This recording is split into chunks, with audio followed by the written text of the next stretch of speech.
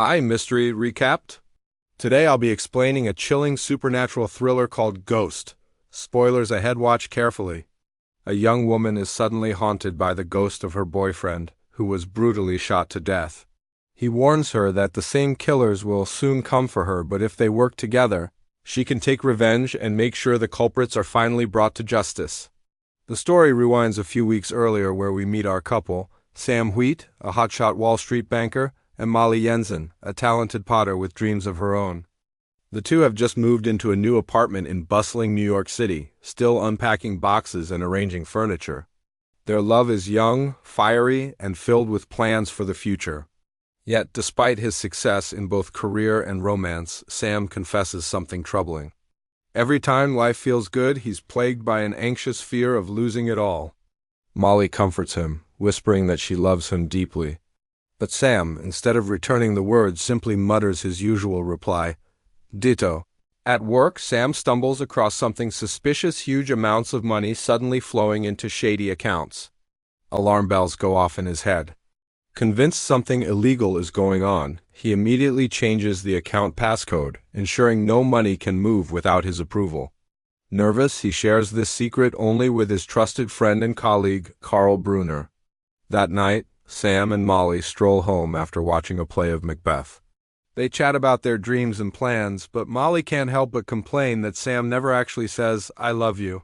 Every time she opens her heart, all he ever gives back is, "Ditto." Sam starts to respond when their entire world is shattered. From the shadows of an alley, a man steps forward. His name is Willie Lopez, and he's armed with a gun. He points it at Sam and demands his wallet. Sam is about to comply, but then everything spirals out of control. Molly steps in, trying desperately to defuse the situation. Willie reacts violently, slapping her across the face. Enraged, Sam lunges at him, and a vicious struggle explodes in the middle of the dark street. Molly screams for help as fists fly and tension mounts. Then a single gunshot rips through the night. Willie bolts, sprinting into the darkness, while Sam chases him a short distance. At first, it looks like Sam has gained the upper hand. But when he turns back, the horror unfolds. Molly is kneeling over a lifeless body. His own! Sam stares in shock as the reality hits. He's been killed. Panicked, he reaches for his face, his chest, but his hands pass right through. Even strangers walking nearby drift straight through him like he's nothing but air. Suddenly, a blinding stream of white light beams down from the heavens. It's a pathway angels calling him upward. But Sam refuses. He can't leave Molly, not yet. Terrified and desperate, he rushes back to her side, where she clings to his body, sobbing, unaware that the man she loves has already crossed to the other side. Soon after, Sam's lifeless body is rushed to the hospital by ambulance. Doctors officially declare him dead while his ghost watches in shock, still unable to accept what's happening. Staring at his own corpse lying on a stretcher, Sam sits down, rattled and silent. Just then, an old man appears beside him, another ghost, one who has been stuck wandering the hospital for years. He asks what happened, but Sam can barely speak.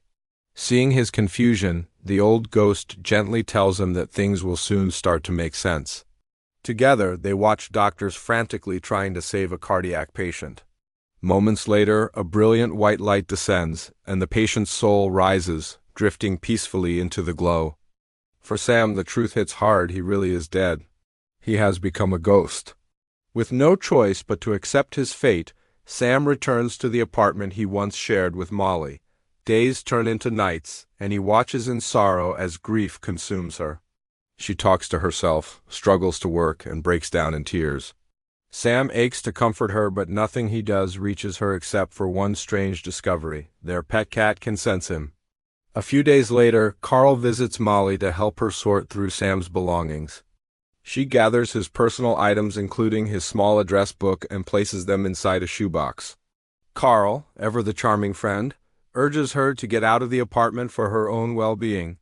He even suggests they go for a walk together, and though hesitant, Molly agrees. As they leave, she locks the door behind her, unintentionally trapping Sam inside. Curious, Sam decides to test whether he can pass through walls. Slowly, he presses his hand into the wooden door, and it begins to sink through. Just as he's about to step fully inside, his attempt is cut short by a nightmare. Willie Lopez barges into the apartment. The thug scans the rooms, clearly hunting for something. Furious, Sam swings his fists, but as always, they pass straight through. Powerless, he watches Willie ransack the place. Things take a darker turn when Molly unexpectedly returns home. Willie, gun in hand, hides and lurks as she enters, completely unaware of the danger.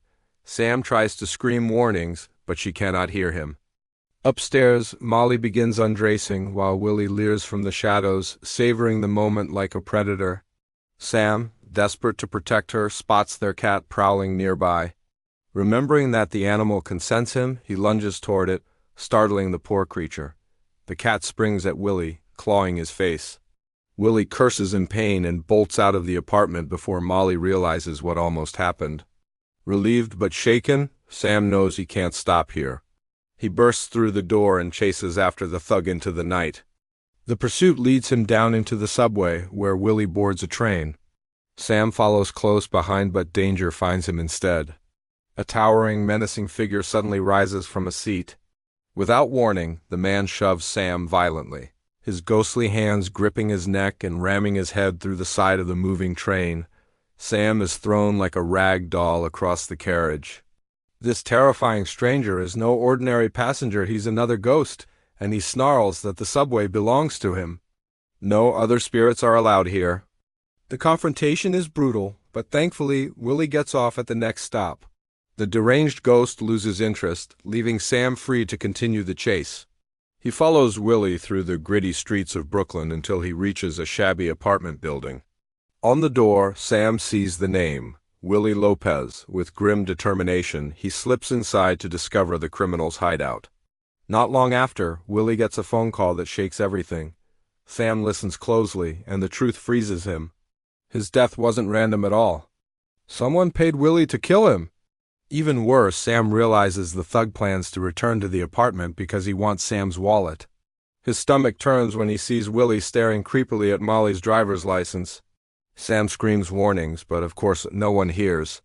Helpless and furious, he storms out into the city, searching for answers. That's when he stumbles upon a strange little storefront, Oda Mae Brown Spiritual Advisor. Sam enters and watches as Oda Mae, a flamboyant con artist, pretends to channel the spirit of a grieving woman's husband. Rolling his eyes, Sam mocks her out loud. To his shock, Oda Mae actually hears him. At first, she dismisses it as her imagination, but Sam won't stop. He keeps repeating his name louder and louder until Oda Mae screams in terror, "Sam Wheat!" The scene jumps forward. Oda Mae has reluctantly accepted the impossible. She can really hear him. Sam explains his murder and begs her to help Molly before it's too late. Oda Mae refuses, insisting Molly won't believe a word. But Sam proves relentless. He tortures her with an annoying song on repeat until she finally gives in. The very next day, Oda Mae nervously shows up at Molly's apartment. She blurts out warnings about danger, but Molly slams the door, convinced it's a scam. Desperate, Oda Mae reveals private details about Molly that only Sam could have known. Slowly, Molly's defenses crack and she listens. Oda Mae spills everything Sam told her, urging Molly to report a dangerous man named Willie Lopez. That evening, Molly confides in Carl, but Carl, ever calm and calculating, waves it off. He suggests Oda Mae is nothing but a fraud, exploiting her grief, and volunteers to look into it himself. Molly agrees, unaware she has just invited the real snake into her life. Carl heads to Brooklyn, and Sam trails him closely. At Willie's apartment, the shocking truth comes crashing down. Sam realizes Carl is behind it all.